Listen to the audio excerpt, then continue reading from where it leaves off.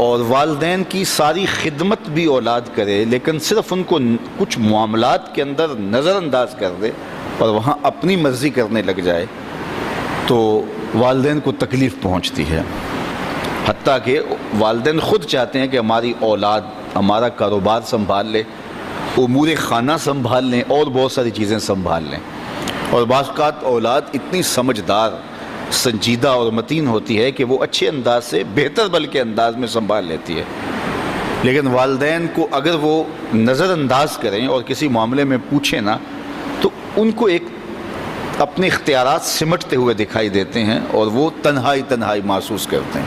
تو اولاد اگر صرف اپنے والدین سے پوچھ لے تو والدین تو چاہتے ہیں کہ سب کچھ ان پہ نچھاور کر دیں.